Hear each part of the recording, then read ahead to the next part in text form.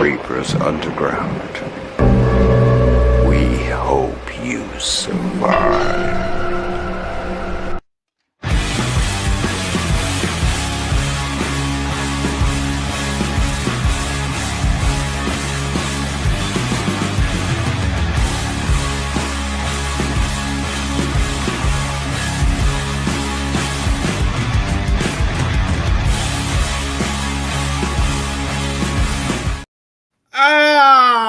Yes, happy Halloween, demons and addicts all over the nation, all over the world. Thank you for joining Reapers Underground Halloween Extravaganza number 4, because I just celebrated 4 years of blasphemy, not more than just a day ago. So in epic fashion, it is Halloween, and you might be saying, hey, Reaper, your makeup looks a little different. Well, I did a tribute to the king tonight, King Diamond, and I'll probably be doing that on the next show as well. But tonight, I am so happy to have Angela from FairyKrafts. I almost said FairyKrafts. You know, I do that so much. Because, I get to talking real fast and then, everything fucking sticks together. But we're going to be talking about some of the most amazing, mind-blowing creations that she makes as a crochet artist and multiple craft maker of all the spooky, dooky, ooey goodness from the abyss. But before we get into all of this amazing shit, we're going to take a quick commercial break to our brother over at Horror Struck Hot Sauce. Hotter than hell. Check it out.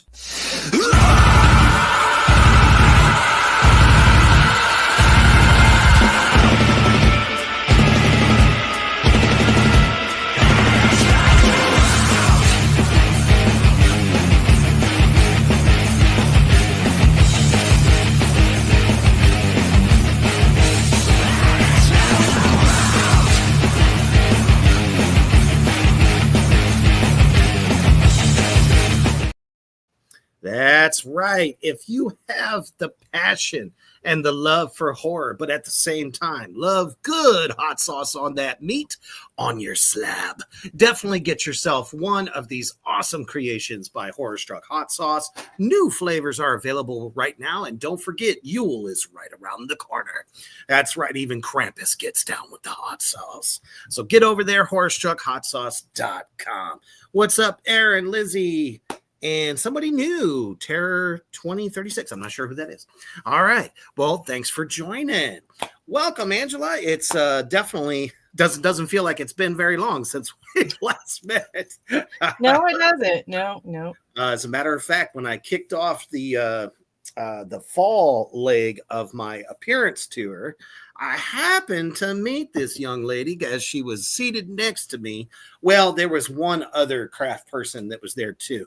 I think you guys were sharing space, I think. Yeah. She was a friend of mine. I brought her along. You're like, gotta give you something to do. And then says to me, I could make you one of you. And there he is in epic fashion, a little big bad devil daddy. And I just love him to death. And I just was so blown away. I was like, I got to have you on the show. I'm glad to be here. It's definitely my first time being interviewed for my craft, so it's exciting for me. Oh, hell yeah. Well, I'm glad to break that cherry. I mean, break you out to all of our viewers and fans out there. Because not only are we consumers of horror, wear, movies, costuming, makeup, all types of shit, but we love buying spooky crafts. I mean, my whole place is decked out and such things. So when did you find out that you were this good at crocheting? Like, what made you want to start that journey? Well, I didn't start out good.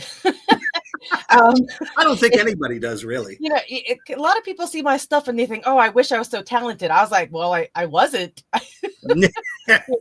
I actually started off just simple making beanies. I would make mohawk beanies, right? So I would just add like more yarn to make it like a mohawk or with the little ear flaps, right? And then somebody was like, "Oh, can you make a Joker themed mohawk hat?" I was like, "Heck yeah, let me try." And he loved it. And then more people would order that. And then somebody goes, "Hey, have you ever seen that you can make dolls with crochet?" And they showed me like I think it was a Pokemon, and I was like, "Wait, you could do that with crochet?" Like I had no idea. So I tried. My first one was, if you are familiar with Pokemon at all, Oh yeah, for sure. it's pretty funny. So everybody knows Charizard, right? I was like, I'm going to try to make a Charizard. Well, mine looked like a Ditto version of Charizard with like beady little eyes and like no mouth. It was cute, but not very good. Right. But my coworkers at the time thought, "Hey, that's still cool. Can you try to make me this?" And somebody be like, "Can you make me a big Pikachu pillow head, or like a Pikachu head as a pillow? Can you make me that?" Oh And yeah. I just started like, "All right, let me give it a try. And if you like it, you'll buy it from me, right?" And just people kept asking me to make stuff, so I kept making stuff, and I got better. And each time I made something, I'd figure something else out and get better and better at it, because I didn't actually get taught.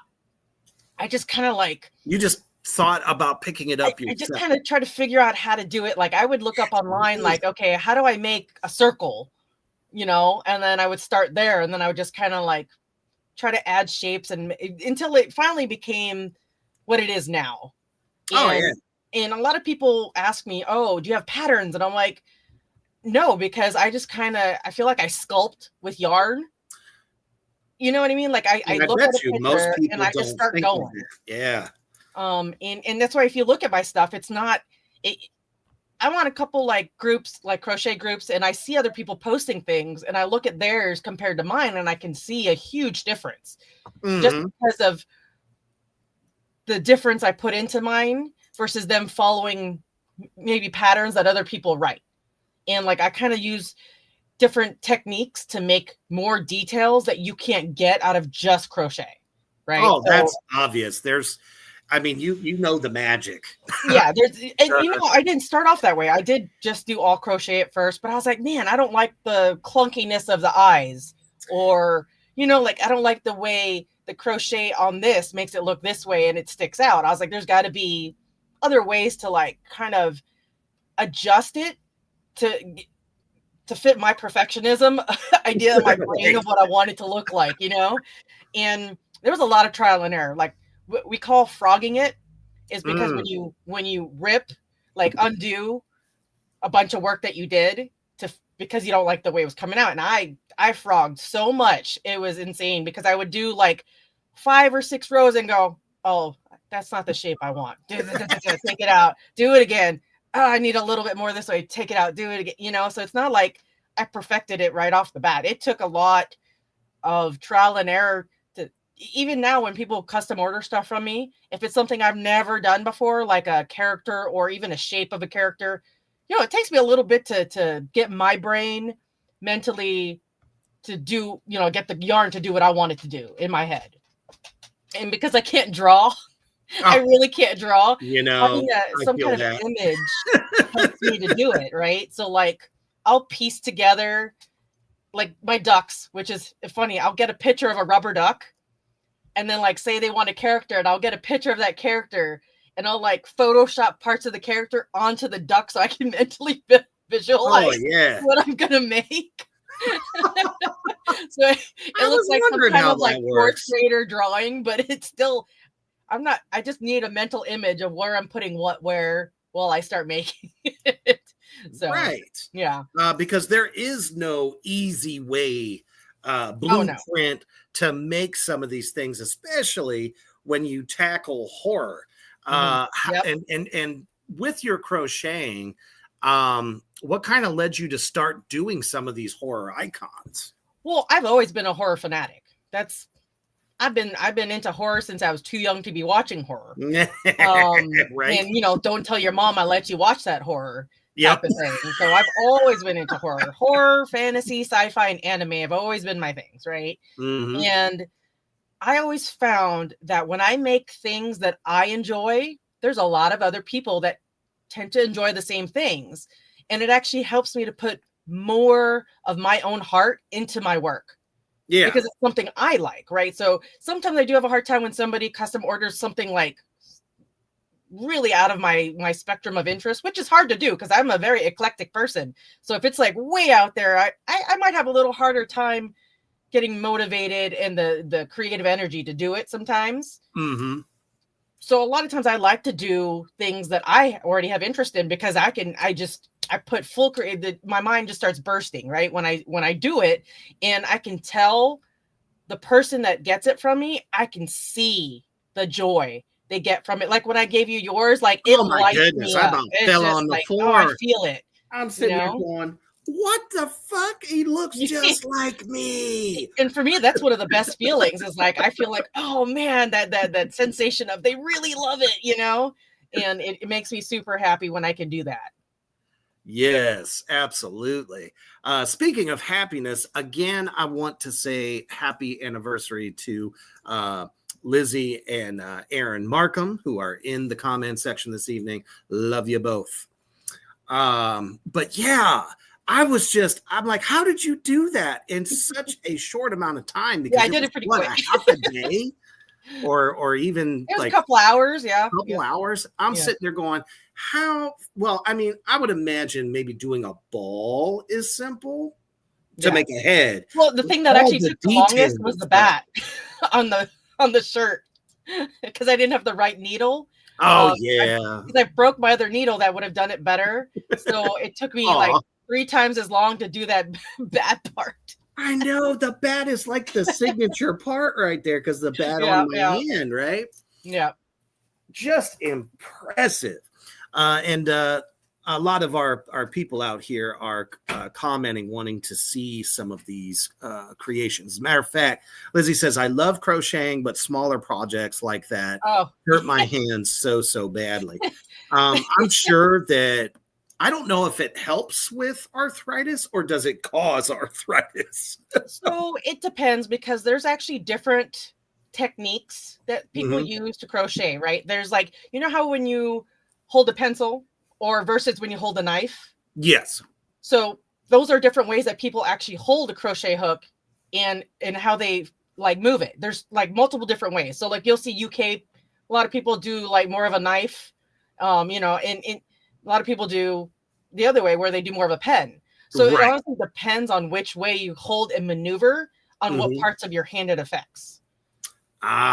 So it could vary. And I actually caught myself. So I had hurt the ligament in my thumb and I couldn't even hold a pencil for the longest time. I had to go to physical therapy. So I learned to hold the crochet hook in my fingers and just use my wrist. Oh my goodness. and manipulate that way because I didn't want to stop crocheting. Sure. But that actually helped a lot because now I don't know, it kind of like works different. My hand works a little different and it doesn't get as sore doing it that way. But it also depends. A lot of people don't understand, depending on the size of the crochet hook and the yarn also makes a difference. So like she was saying, the really small ones, like the little keychain ones I made. Oh man. Oh yeah. As much as I love how they come out, they are my hand hurts thinking about making them. Yeah, that one. And that's the captain though. And I'll show you on camera the same size of what that is. Right? Yeah, it's really little. It's very little. And look at those details. The details in it. And like what I do is I take normal yarn and yarn has like 4 strands, right, in it. I split them into 2. So I have half the size of that yarn and I use a tiny crochet hook and it's hard. It's very hard. Now the bigger ones, while they're easier to do, they can be more cumbersome on your wrist because you're like really gotta dig with it because the yarn's so much bigger. So there's kind of a mix. So I've actually found that I kind of like that medium in between with the yarn that I use for yours is right there. And it hurts a lot less. It's easier to work with for me. Oh, that's good.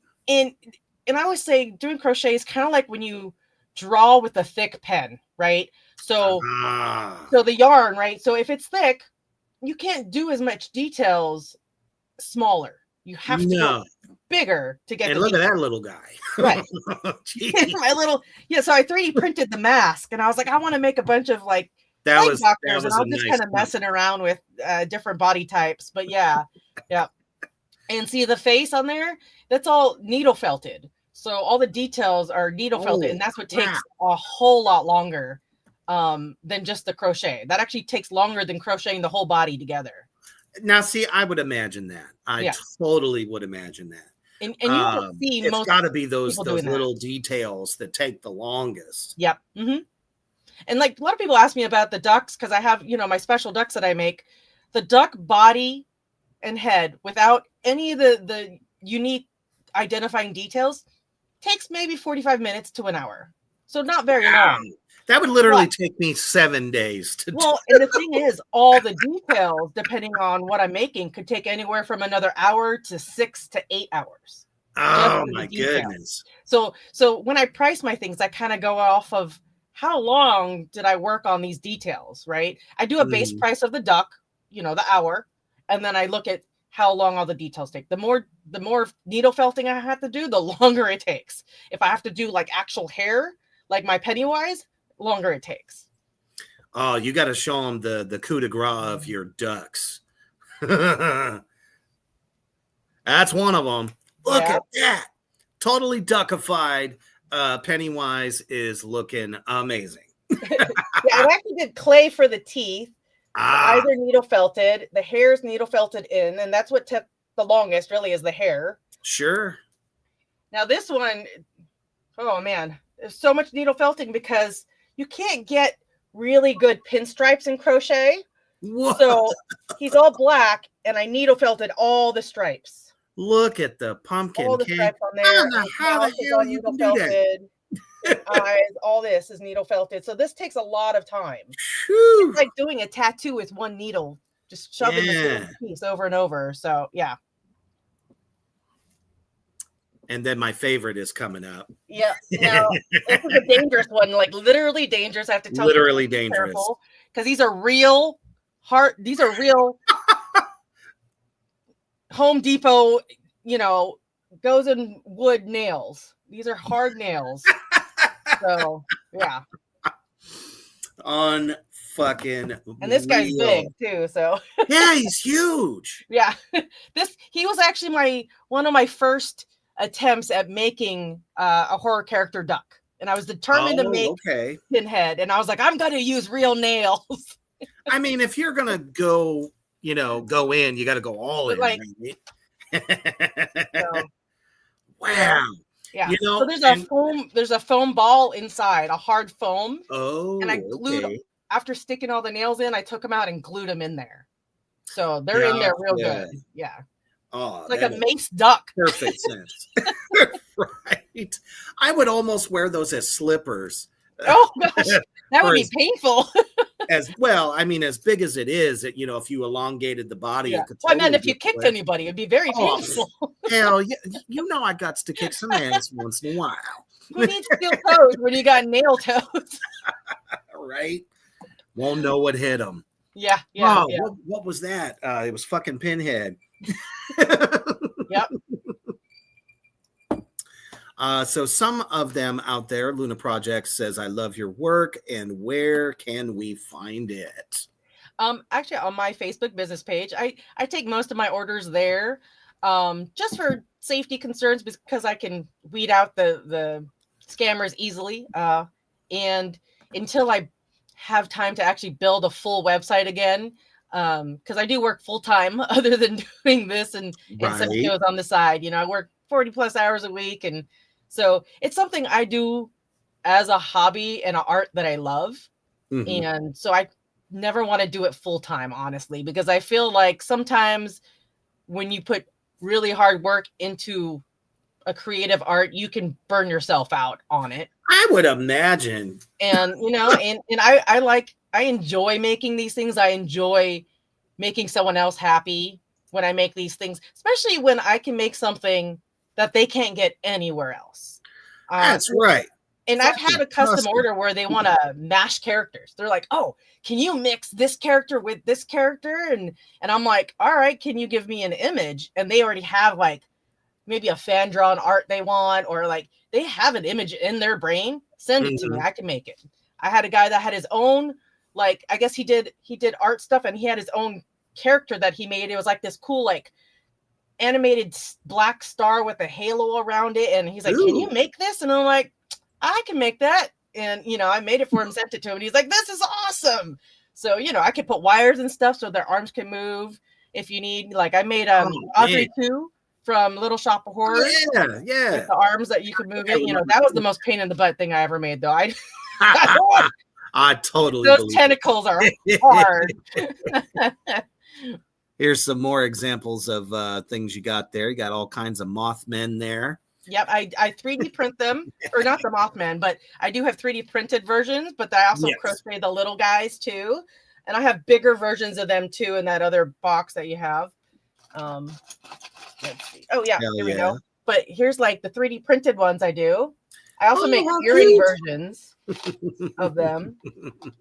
And I actually, I stream, you know, I told you I stream on Twitch, and I have my own custom emotes. And like, this is one that I had made. It's Pinhead doing a face palm with the nail through his hand. I love that. Because, I mean, that's exactly what the fuck would happen, I swear. Right? Just, it's like, oops, forgot those were there. Yep. When you face palm so hard, it's just, you don't. No. At that point, your hand is permanently stuck to your head unless you want to tear it out.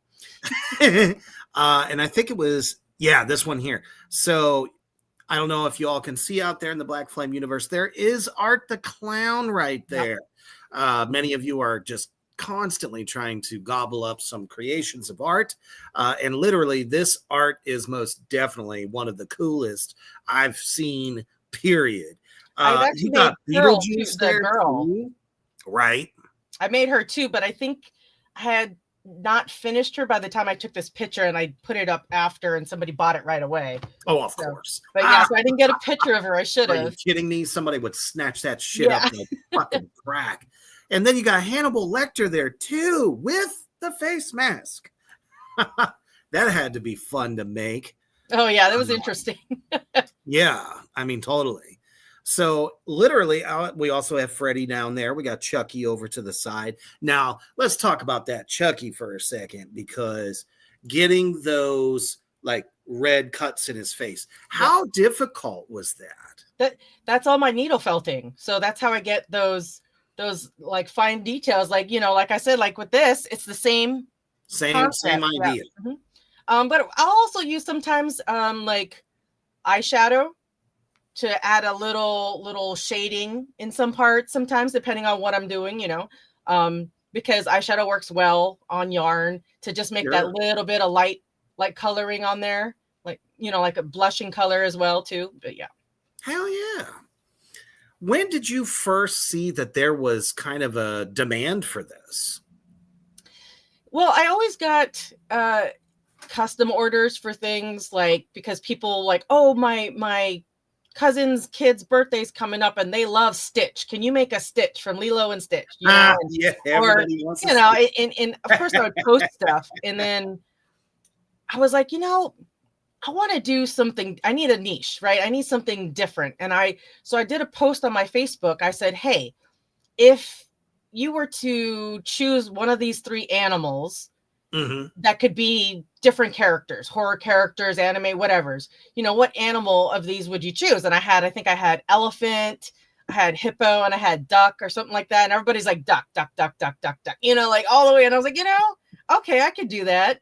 So that's when I was like, all right, let's try to make a duck first. Made a duck. And then I was like, okay, now how do I make this duck into a character? And then I just went from there. And next thing I know, people are like going crazy for him. I actually have one customer, my favorite customer, because he literally was like, I'm now collecting your ducks. This is a thing now. Like, I'm going to grow a collection of your ducks. And, you know, he's even custom ordered a very, you know, his own special duck characters, like the Headless Horseman duck I made for him. Oh, man. You know, like, And I was like, hey, challenge me. What do you got, man? What do you got? You know, if you got a special character or like even just an imagined one of what you want, if you can give me some frame of visual reference to go by, I got you. What about, let's say, Tim Curry as Frankenfurter? Ooh, yeah. Like I said, if I can get some kind of visual imagery that I can look at it while I'm making it, you know, I got you. That's real easy. And then once you see it, you'll never get that image out of your mind. Right. Yeah. You see Tim Curry and other things. It's like, I only see either the devil from Legend or Frankenfurter from I think somebody asked once if I could make the devil from Legend, and I said the hardest part would be how to not make it tip over because of the horns. Oh, the horns. Yeah. It'd be so that hard. Would be insane, though. And on the horror barbecue last night, we were just talking about Tim Curry as the devil in Legend. That would be really cool to see. So there's a challenge for you. Yeah. I know another one people were talking about, a xenomorph duck, and I was like, yeah, where another duck comes out of it.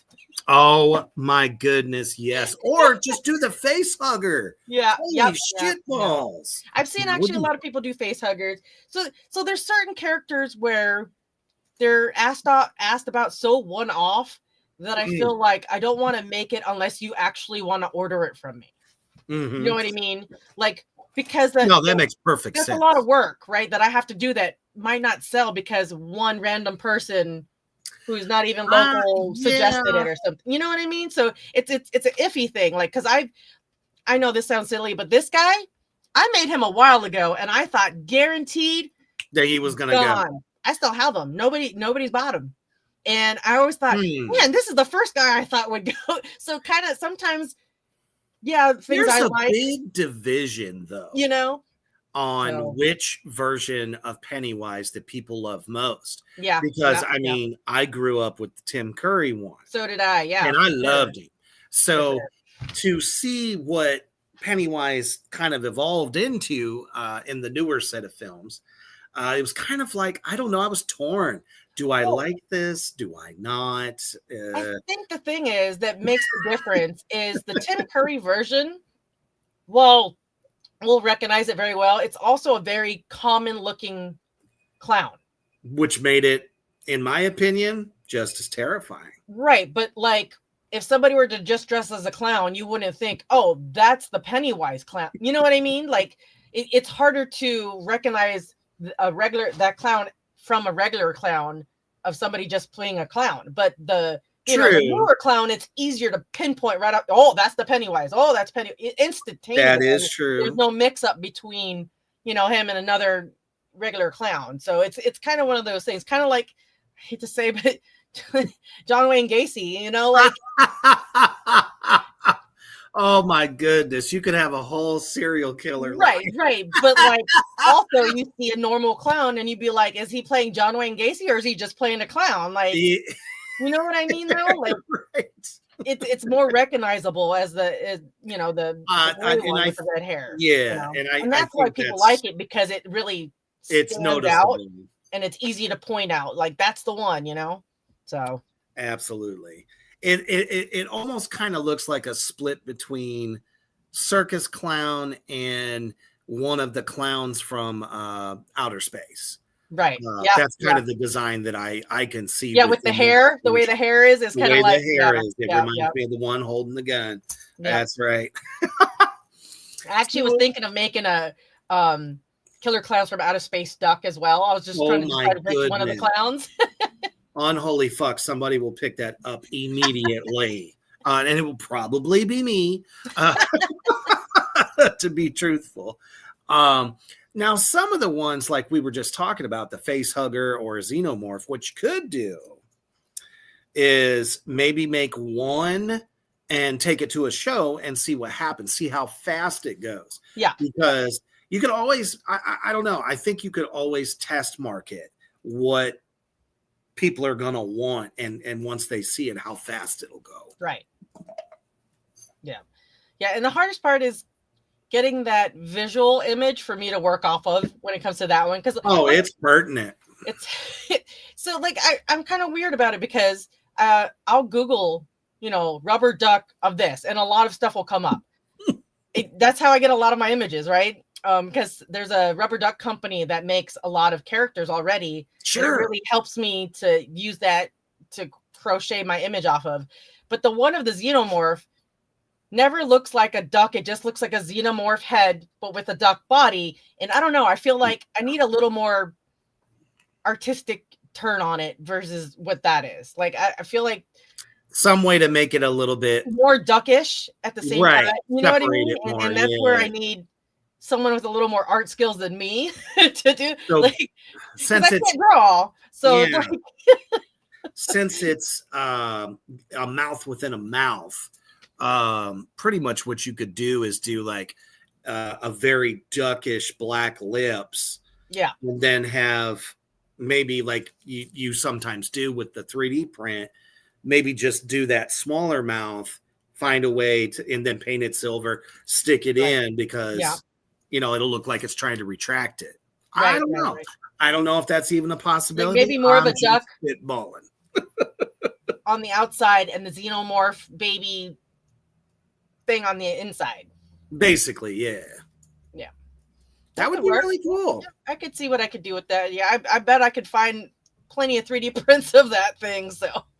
And I've always wanted to get an artist's perspective on this because I'm always like wanting to ask a very simple question. You ask people who don't make stuff like this, they're just going to say, oh, because it's cute. And I'm sitting here going, just because it's cute. Why do you think the duck thing blew up as big as it did? I mean, well, there's the Jeep thing for one, right? That's a big one. Yeah, that's definitely. But there was, I can't remember what it was, but there was actually another thing that ducks were popular with before the Jeeps. I just don't remember. I don't even actually get the whole duck thing with the Jeep either. All I know is I know there's a big thing called Duck Duck Jeep or. I don't know. It's a weird thing, but hell of an interesting trend. It is cute, but I'm a big, like, if you couldn't tell by my aesthetic, I love spooky cute. Gotcha. Yeah. You know what I mean? Spooky cute is my vibe, really. Count Duckula. Okay, I like that. Yeah. That's what I was gonna say. Yeah. Aaron, I have a guy that wants me to do all the Universal monsters. Oh, are we gonna get a Bella? Yeah. Gotta have a Bella. Gotta have a Boris Karloff as the Mummy. Actually, the Mummy would be great. Frankenstein, of course. Frankenstein right now is so fucking popular. I know it's making a big comeback. Frankenstein is definitely making a huge comeback. Yeah, I agree. Yep. I'm very happy about that. I saw the preview for the new one. The fight too. And I'm like, oh, this is an interesting Del Toro. Yeah. The one thing that I know that we're going to get with him is practicality. And that is in the construction of Frankenstein. You're going to get locations that are breathtaking. It's not a sound stage. He is very, very big on that. I won't make, a film that had inspired him to become a filmmaker. He's not going to not do it justice. Right. So I don't know. I'm pretty excited about it. Everything. It definitely looked real good. Oh yeah. Dracula, I just think there's nothing left. The only thing that I could say with Dracula is make a part 2 to Dracula Untold already. That was a fantastic film, and it brought us to the present at the end. And it's like, dude, you could totally do this. Right. I don't know what happened there.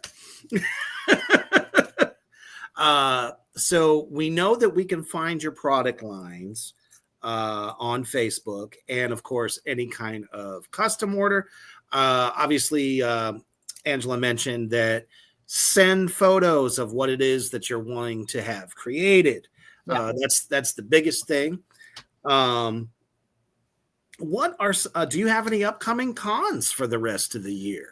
Um, no, not right now. I do know my friend that came with me. I think she's doing like a craft fair in a couple months, and she asked if I wanted to join her because it's like a 10 by 10 space, and she's like, I don't have enough stuff to fill that kind of space. You want to join me? I was Sure. like, all right, sure. Nothing wrong 'Cause with that. I pretty much got her started, got her into it and helped her get more confident in it. And I've only been doing a handful of times myself, really. Mostly it was the horror convention of Crypticon that I started doing it at. Crypticon, gotcha. But I was going there as mostly a VIP guest all the time, and people would Right. see me bring my crochet stuff, and they're like, "Man, you should have a booth." And I'm like, Right, set up.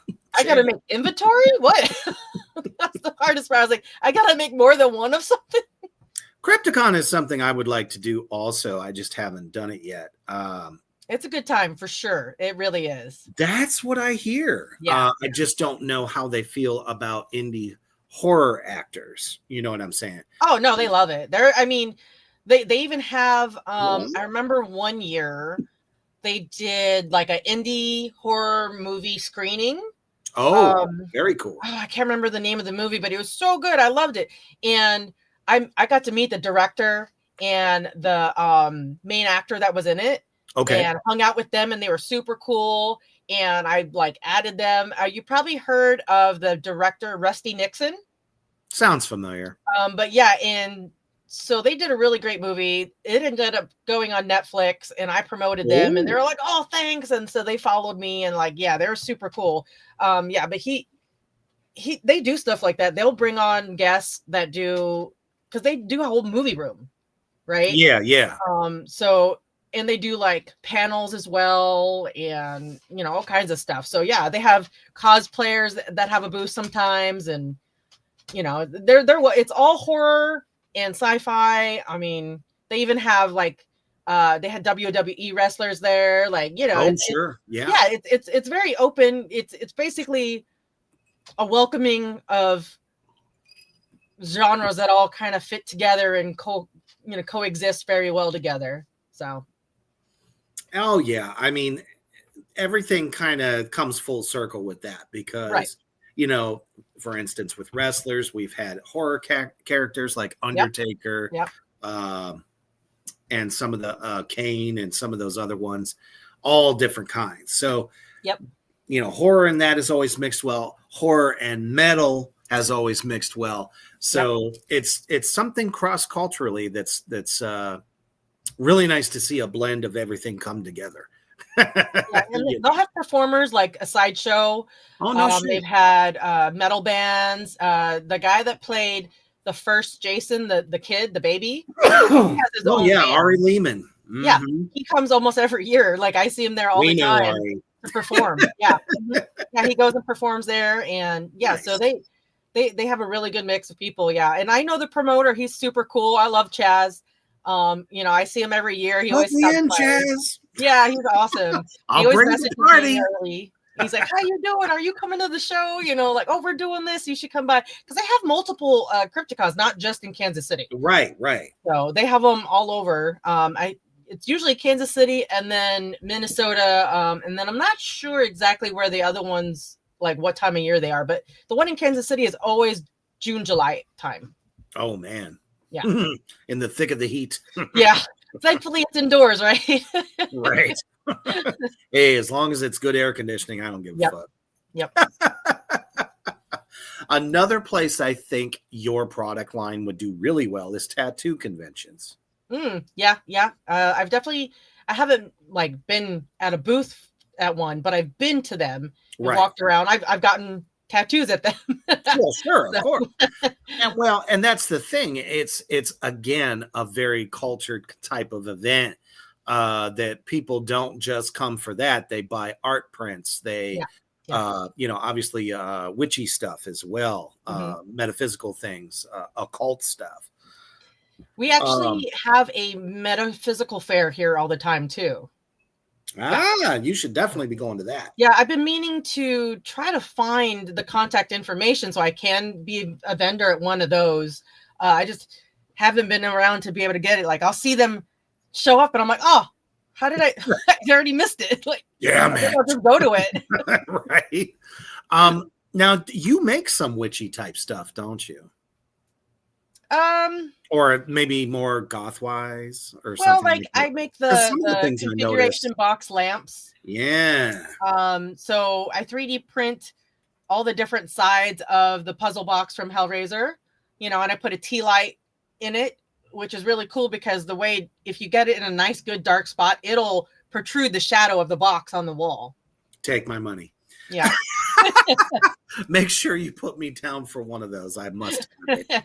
And then I also do wire bonsai trees. Yeah. Yeah. Mm-hmm. Very good energy, trying to draw abundance to oneself. Mm-hmm. Definitely should get one of those. And do you do crystals with them, or I do anywhere from like glass beads. I can do like, I'll do the chakra one with the different crystals, the 7 different ones in the order. I also I've done an art one where I made the inside of the pot where it's like a Japanese garden. It's got like little koi fish and a river and the grass, and the tree lights up. Hell yeah. All right. So fantastic diversity in what you do. It's like there's no limits. And you're always I'm trying to put a limit because well, I sure. keep seeing new things I want to do, and I'm like, don't learn rug tufting yet. Don't learn rug tufting yet. Like, is it one of those things like you think you've gotten a handle on what you wanted to achieve, but then something new pops up and you're like, oh, I want to do that now. It's What called is it? ADHD. Oh, and my hobby is apparently collecting hobbies. Nice. What's wrong with that? You get some of your best creations that way. Yeah. Well, and honestly, it's silly, but like I started doing 3D printing and all these other hobbies, and then I end up loving bits and pieces from each and then find ways to combine them, which I really find even more fun, because when are you going to find crochet items that parts of them are 3D printed? Well. And I kind of like the mixed media of it all. I would definitely like to see some more 3D printed stuff. That I think you could probably, because a lot of these, cons and fairs, there are people who do 3D printed stuff, but they're all one color. There's no details. They're all the same. Yeah. That's why the ones that I do are the way they look, because I'm like, nah. If I have to hand paint something, to put details in, I'll do that. Try to mix filaments and get different colorscapes. I find that, people, especially those that, whether it's ADHD or autism, they love all the different scapes and they're drawn to them. Yeah. It could be the simplest, design too, whether it's a dragon or a skull or something like that. So, yeah.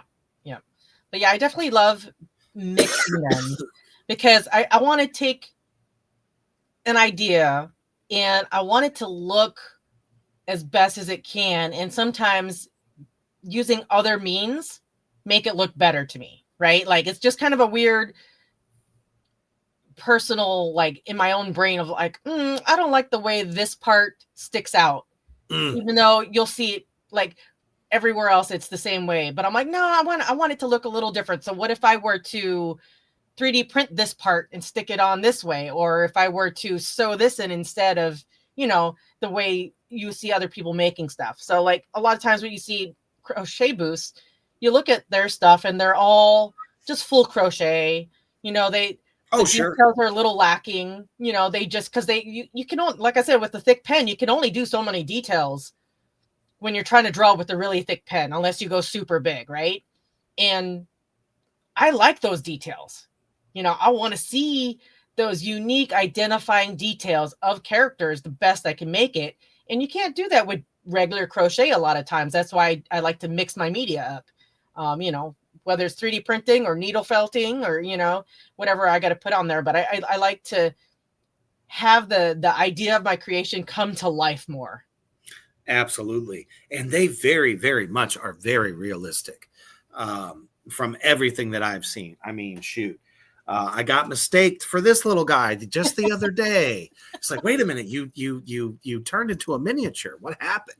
I was like, well, I lost weight.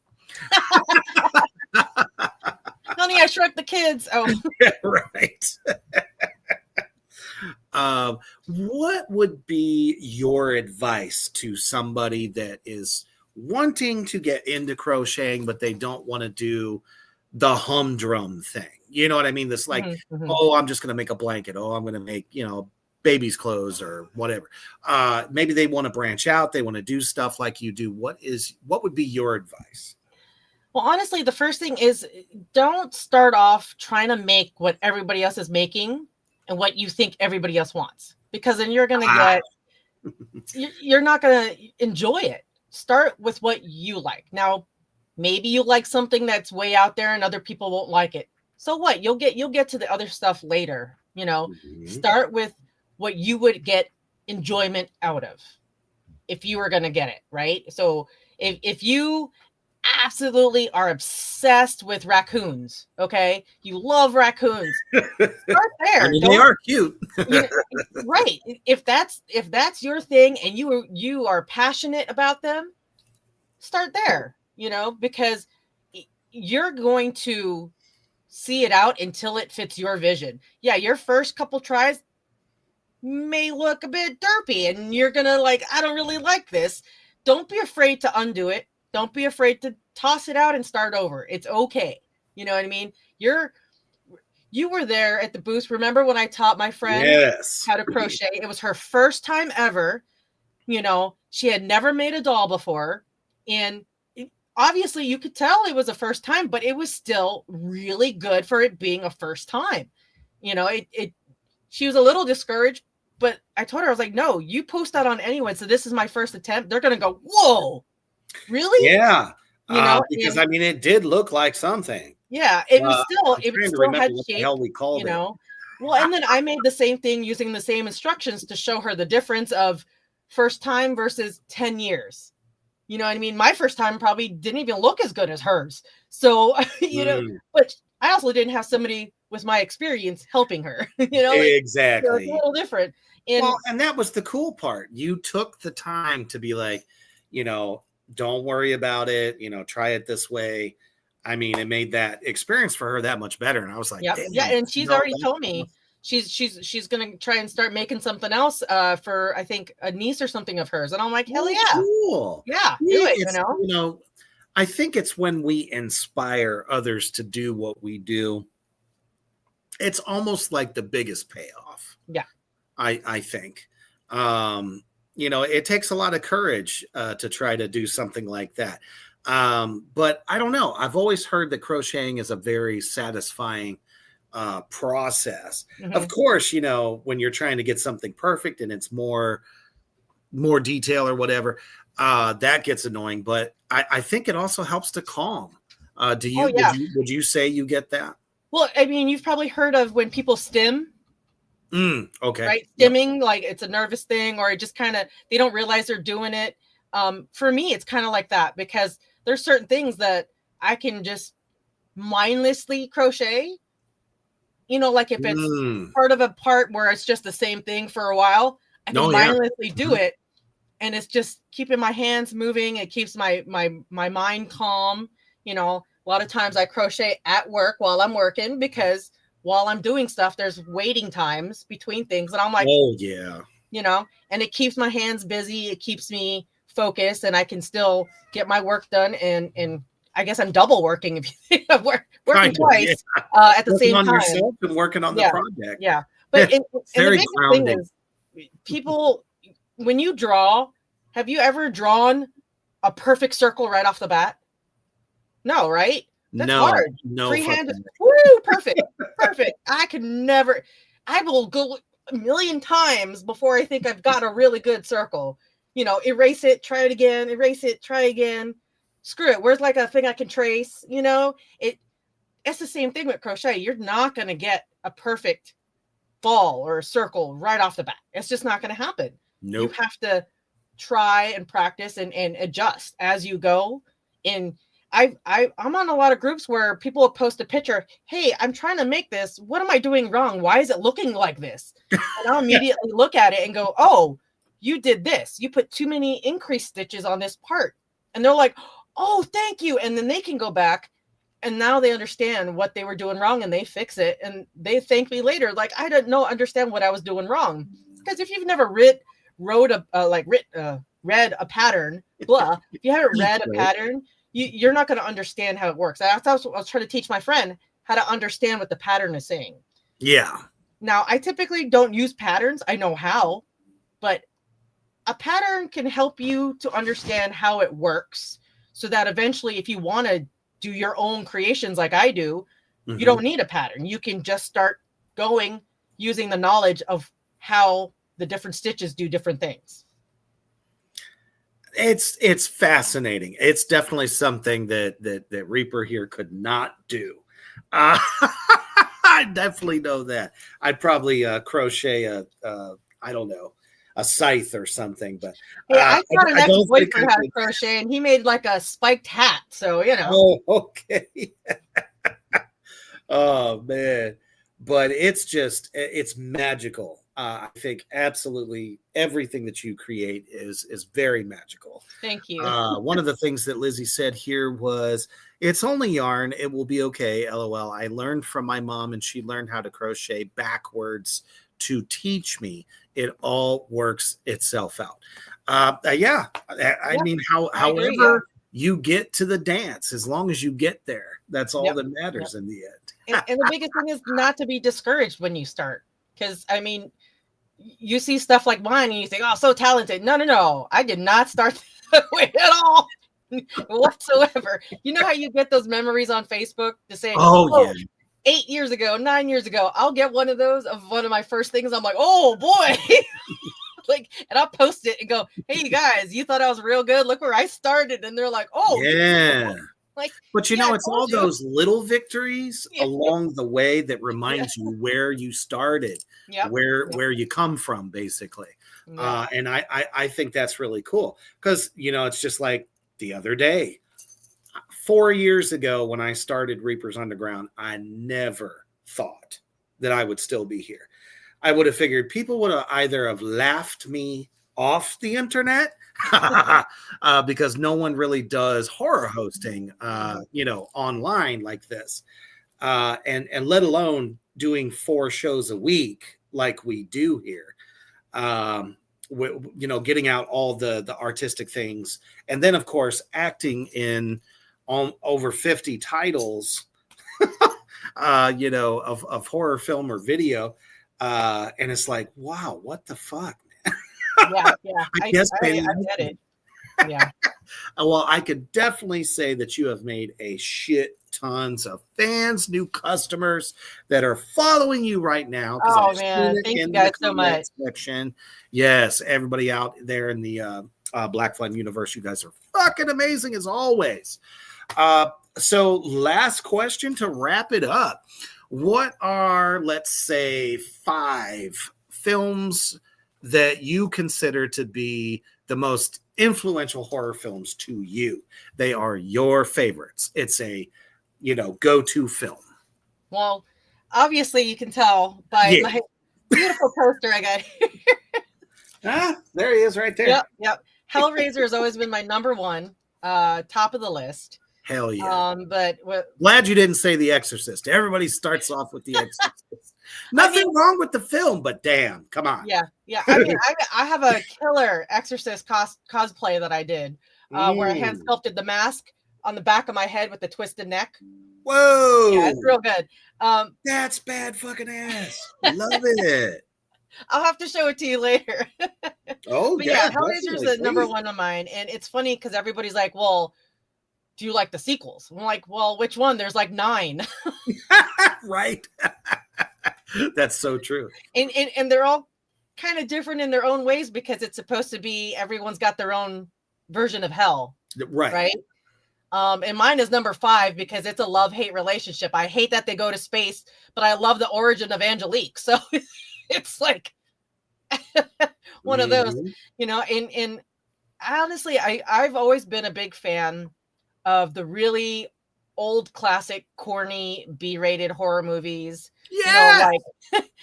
Like Pumpkinhead. Oh my God, there's nothing corny about it. It's where pumpkin spice lattes started, it's because of Pumpkinhead. I mean, Attack of the Killer Tomatoes, the Pod People. I just watched the Pod People was another good one, like the black and white one. I do love Critters. That one. Yep. All Sinners. Oh man, it's hard for me to watch an old B-rated movie and think, oh, that's horrible. Like, I go, man, I miss those crazy bad special effects.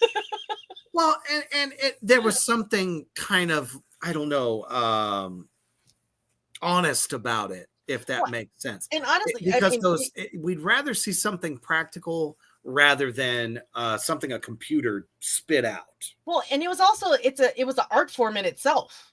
Totally. Like, the old school special effects. What was that first movie? It was like one of the first zombie movies ever. They never had fake blood, right? It wasn't a thing that was made yet. That's right. The guy came up with using like chocolate syrup. And because it was old and black and white film. But it worked. It worked, right? And then when they became in color, they were blue. Yep.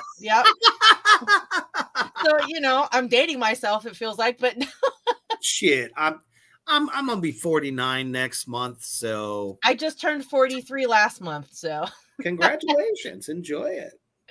Well, I mean, you turn 40 and your body starts falling apart, so it's you're like, glue, come back. It's true. It is true, but at the same time, I'm happier mentally. I'm in a better place.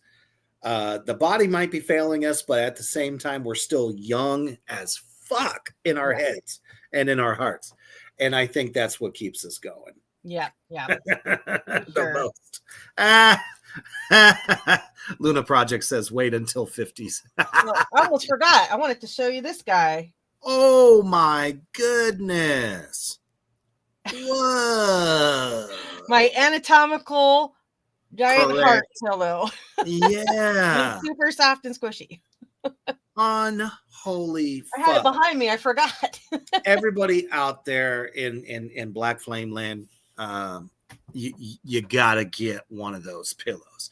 That, and not just for the comfort, but I think for when you have to tell that person, here, have a heart. Just throw it at them. It's great. It's a great stress reliever. The next time you're pissed off at your partner, you're punching it. Right. That person that did you dirty, take out some pins. Watch out. Well, I can also make voodoo dolls. So. Love it. Oh yeah. Aaron Psycho, says they use chocolate for Psycho. Mm-hmm. Luna Project says your stuff is wicked. I definitely want one, but trying to figure out what I want. Well, that's kind of the great thing, wait for your inspiration. That one thing that you just would love to have as a collectible. Because let's face it, man, just figures alone are uber over the top expensive. And I honestly feel like your creations will even last longer. Mm-hmm. And there's love that goes into it. That feeling of somebody put the time, heart, and effort into making it for you. That's the type of collectibles that I like. Yes, God damn it, Edward Scissor Duck. That's a great fucking idea. And I could 3D print the blades. You totally could. There it is. Oh, it has. Hardest part will be that hair. Well, yeah, the hair. Might want to stick it in the light socket for a second, let it, shoot out. Well, thank you so much for coming on tonight on Halloween. Blessed Samhain. I this time of year it's so tough for other folks to be able to come on the show, and I was like, you know what? This is a great time. Let's do it. Because this show is always one of my biggest shows of the year. And I was like, we need to get your creations out to the world Thank you. in epic fashion. And you guys know where to go. You know where to find her on FairyKrafts on Facebook. And a lot of you have also said that you're now currently following her. So you know what to do. Trinity the Tuck Duck. I'm going to have to ask what that is at some other time because I'm not sure. But thank you for helping me kick off our celebration of those that are passing through. And don't forget, out there in the Black Flame universe, this is also the time to let the death of things that no longer serve you go to the wayside. So that's kind of one of the most amazing parts about this particular Sabbath, because it's so purposeful in so many different ways. And don't forget, the harvest is right around the corner. So make sure that you are getting those manifestations out there into the universe, especially tonight when the veil is at its thinnest. Love it. Visualize an attack. I'm sorry, water boy. Anyway, let's keep the party rolling, because up next is Tracks of the Damned, where we're going to be talking about songs that need to be on your playlist this evening as you are keeping the party rolling. And definitely keep us up to date. Feel free to tag me in anything new that you are promoting for your business.